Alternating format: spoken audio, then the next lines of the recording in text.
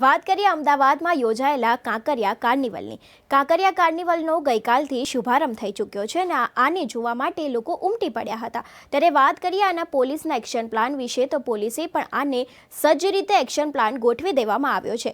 અમદાવાદમાં યોજાયેલા કાંકરિયા કાર્નિવલનો શુભારંભ ગઈકાલે આપણા મુખ્યમંત્રી ભૂપેન્દ્રભાઈ પટેલ દ્વારા કરવામાં આવ્યો હતો. ત્યારે અમદાવાદમાં કાંકરિયા કાર્નિવલનો શુભારંભ ગઈકાલે થયો હતો અને તેને જોવા માટે લોકો ઉમટી પડ્યા હતા. ત્યારે અમદાવાદ શહેર પોલીસ પણ વ્યવસ્થાને લઈને સજ્જ બની છે.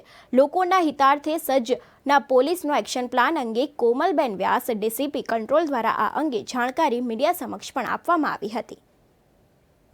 અમદાવાદ શહેરમાં કાંકરિયા કાર્નિવલની વર્ષ 2008થી શરૂઆત થયેલી છે. એ મુજબ કોરોના વર્ષો દરમિયાન આનો આયોજન કરવામાં નહીં આવેલું.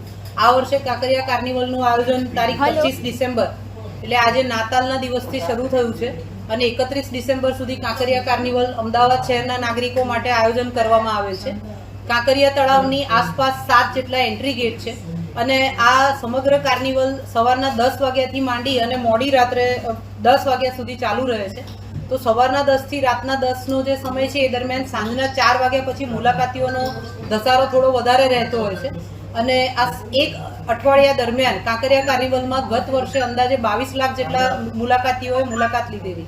એ રીતે આપણે કહી શકીએ કે વીકેન્ડના દિવસો ન હોય કે તહેવાર ન હોય છતાં પણ 22 લાખ જેટલા લોકો જો એક વીકમાં મુલાકાત લેતા હોય તો અમદાવાદ શહેર પોલીસ માટે કાયદો અને વ્યવસ્થાની જાળવણી અને ટ્રાફિકનું નિયમન આ એક ચેલેન્જિંગ બંદોબસ્ત રહે છે. આ કાંકરિયા કાર્નિવલના બંદોબસ્ત માટે અમદાવાદ શહેર પોલીસ દ્વારા પૂરતું આયોજન કરવામાં આવેલું છે. કાંકરિયા તરફ જતા મહત્વના માર્ગો અને તમામ કાંકરિયા તળાવ ફરતેનો સર્ક્યુલર રૂટને no U turn zone police commissioner Shri Ahmedabad દ્વારા જાહેરનામું બહાર પાડીને એનું જાહેરાત કરવામાં આવેલી છે. એ સાથે કાંકરિયા તરફ આવતા શહેરના અલગ અલગ વિસ્તારો, ભૈરવનાથ રોડ છે, રાયપુર દરવાજા છે, આ તમામ વિસ્તારોથી કાંકરિયા તરફ જતા જે માર્ગો છે ત્યાં પાર્કિંગના પ્રશ્નો ન થાય, નાગરિકોના એક જ સમયે જવા માટે ધસારાના કારણે ટ્રાફિકના પ્રશ્નો ન થાય, એના માટે શહેર પોલીસના ટ્રાફિક પોલીસ, ટીઆરબી, હોમગાર્ડ અને સાથે શહેર પોલીસના અધિકારી કર્મચારીઓ તમામ બંદોબસ્તમાં 3 શિફ્ટમાં ફરજ બજાવશે. એટલે કે રાઉન્ડ ધ ક્લોક આ બંદોબસ્ત ચાલવાનો છે. કાંકરિયા કાર્નિવલના બંદોબસ્ત માટે 7 ગેટ જે મેં આપને કહ્યા, દરેક ગેટ પર સી ટીમ્સ તૈનાત કરવામાં આવશે. એની સાથે મુલાકાતીઓ જે આવતા હોય છે એનું પ્રોપર ચેકિંગ અને ફ્રિસ્કિંગ થઈ શકે એના માટે તમામ ગેટ પર ડીએફએમડી, એચએચએમડી, બીડીડીએસની ટીમ્સ સાથે બેગેજ સ્કેનરની પણ વ્યવસ્થા કરવામાં આવેલી છે. સીસીટીવી કેમેરા સર્વેલન્સ દ્વારા પણ સતત આ જે નાગરિકો એકત્રિત થશે ત્યાં વોચ રાખવામાં આવશે.